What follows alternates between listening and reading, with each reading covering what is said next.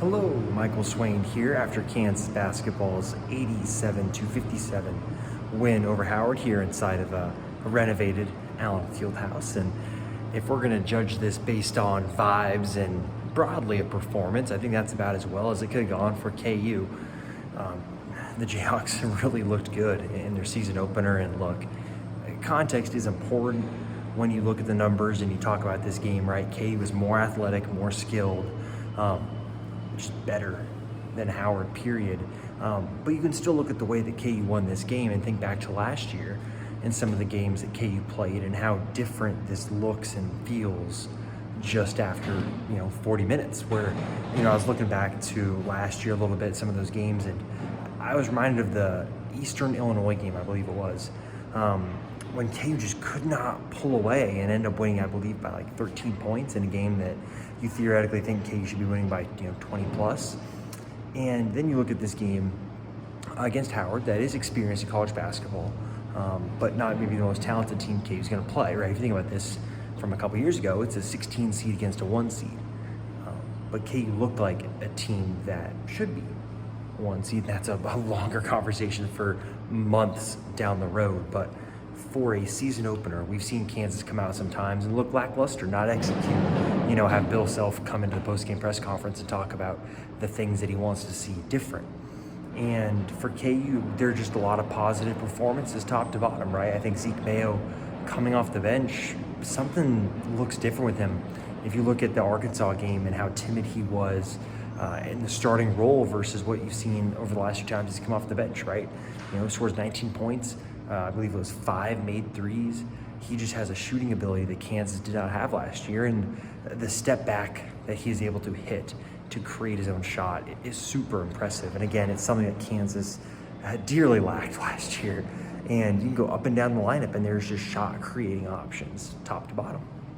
All right, we can talk about Diggy Coit, David Coit, whatever we're going to call him. Man, he's got juice. And I love today the way that he had his head up in transition, wasn't trying to play hero ball like maybe he would have last year. And as a result, he gets some really nice assists, right? There was a ball ahead, and it's super positive, top to bottom for him. You look at Rylan Griffin, the shots didn't go in, but just the floor spacing he offers you from that spot and what he could bring. And then you look at what happens when KU, goes to the bench. Zeke Mayo, Summer League Player of the Year last year. AJ Storr, second team All Big Ten selection last year. And Floyd Badunga, a 5-star big man who is athletic as big man as KU's had in a long time. And that creates a top 8 before you even talk about Shaquille Moore, who missed the game because he has some soft tissue soreness in his foot. He's going to be day-to-day. It doesn't sound like something that he's going to be able to play much against North Carolina or in the next week, but not a long-term concern. And so just this team looks so much more deep and just so different than last year and what we saw from the team. And Hunter Dickinson comes back. Sharpness, it's going to take him time. He's been practicing, but playing in a real game against a different opposition is very different. And KU will have a good test in North Carolina on Friday night. But for KU, it's different this year. And obviously, we got to see how things unfold, right? AJ Storr's got to improve. He's got to play with an attack mindset like he did at times during this game, but he can't also go into, I'm going to go score 30 on 20 shots, right? That's not going to fly with this team. Efficiency is going to be king because the team is so talented and just different than what we've seen. I feel like that's just going to be a theme of, I think, the first couple weeks of the season is seeing this team in the way that it offers different issues and can pose different issues to other teams that maybe last year's team couldn't, right? Last year's team was very one-dimensional.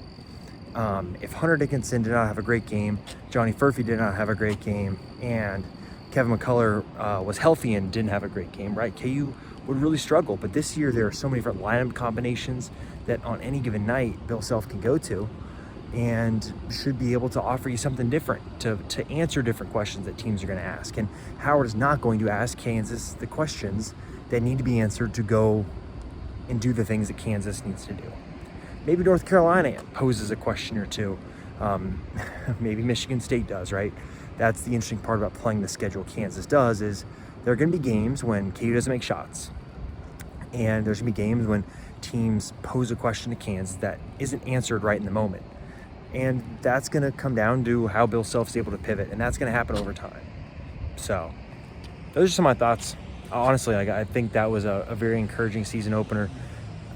I'm not going to say that Kansas is going to go do big things, win the Big 12, go on a Final Four run. Like, you don't know at this point. But what I can tell you is that as season openers go, and I've seen a couple, like that was really good. So overall, a really positive performance from Kansas. As for some news, Jamar McDowell will redshirt. This is something that we've been talking about on the VIP board for a little while now.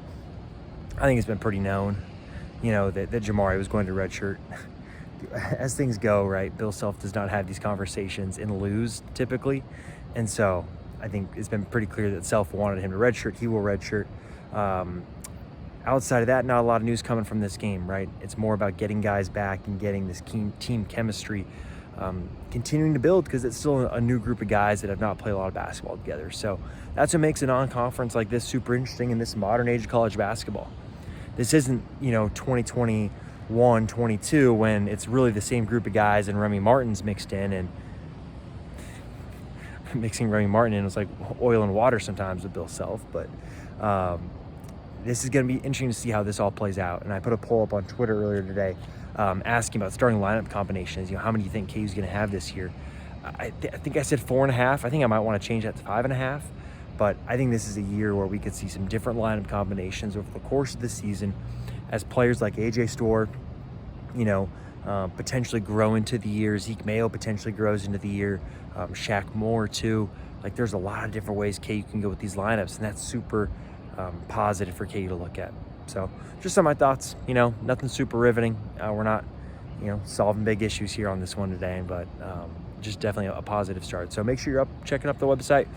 Transcription of what Bill Self had to say. I thought his quote on Floyd Badunga was really interesting, talking about some of the stuff he did and how much you can and can't read into it. Some observations from Jack Ritter, our staff writer, really good stuff from him as well, talking about the game, the bench, how different it is. So yeah, that's what we got. Thanks always for watching. Make sure you're liking these videos, subscribing to the channel. It goes a long way in helping us reach a whole lot of new people. That's what I got for today. Busy times, guys. Busy times. We'll have another video after Friday night's game against North Carolina, Saturday after Iowa State, and then we are totally into the flow of the season.